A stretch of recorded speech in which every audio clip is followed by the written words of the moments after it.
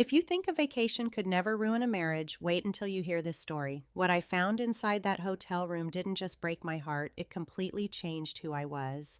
And what I did afterward? Let's just say it's something they'll never forget. My name is Daniel Carter. I'm 34 years old, a quiet, hardworking man who spent 10 years building a life with the woman I believed would be my forever, Emily Carter. She was beautiful, confident, and the kind of woman who could walk into any room and instantly capture everyone's attention. I trusted her with all my heart. Looking back now, maybe that was my greatest mistake. That vacation was supposed to save our marriage. We had been growing apart for months, endless late-night arguments, uncomfortable silences, and her constantly staring at her phone. So I booked a luxury beach resort in Mexico, hoping the sunshine, the ocean, and time alone together would help us find each other again. The first 2 days seemed normal, almost suspiciously normal. Emily smiled more than she had in months, dressed elegantly even for breakfast, and kept slipping away to answer phone calls. I noticed every warning sign, but I chose to ignore them.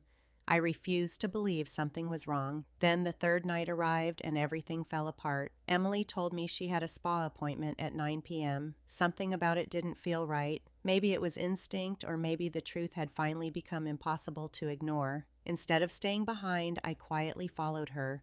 She never went anywhere near the spa. Instead, she walked directly into another building and knocked on a door.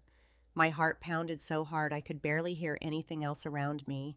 The door slowly opened, and there he was, a tall, muscular man, probably in his early 30s, wearing a smug smile like he had been waiting for her all along. Emily smiled back. It was the same smile she used to give me before she stepped inside. I stood there frozen for nearly a full minute before my shock turned into overwhelming anger. I walked toward the door with trembling hands and swiped my keycard. What I saw inside is something I'll never erase from my memory. Emily, my wife, laughing comfortably in another man's arms as if I didn't even exist. She turned, saw me standing there, and the color disappeared from her face. Daniel, wait, I can explain. But I didn't shout. I didn't lose control. Instead, I simply smiled. Somehow, that confused her more than anything else. I looked at both of them and calmly said, "No need, enjoy your night." Then I turned around and walked away. That was the exact moment my revenge truly began. Emily believed I was weak. She expected me to cry, beg for answers, or even forgive her. The truth was, she never really knew the man she married. The following morning, I acted as though nothing had happened.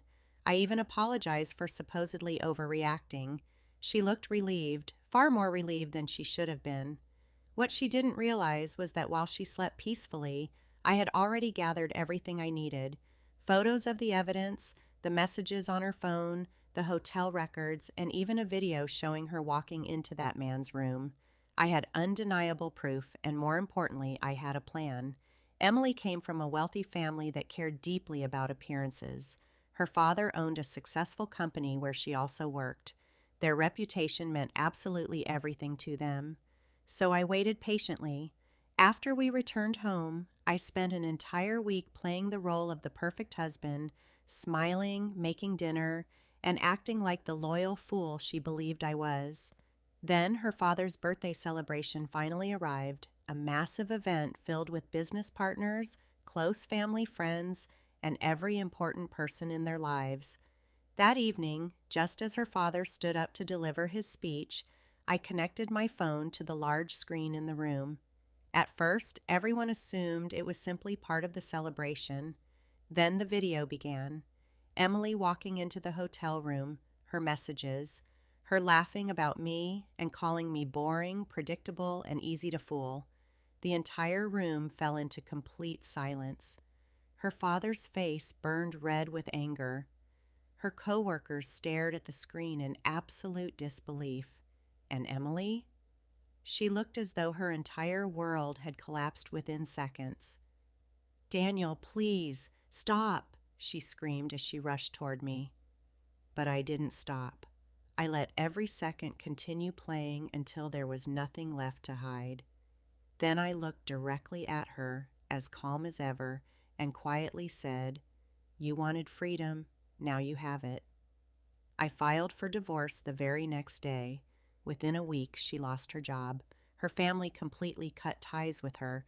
And that other man, the moment everything became real, he disappeared without a trace. Emily called me hundreds of times. She left endless messages and voicemails and even came to my door in tears, begging me to listen. But by then, it was already too late. The man she betrayed during that vacation no longer existed. And the lesson she learned? Some betrayals don't simply end with a broken heart.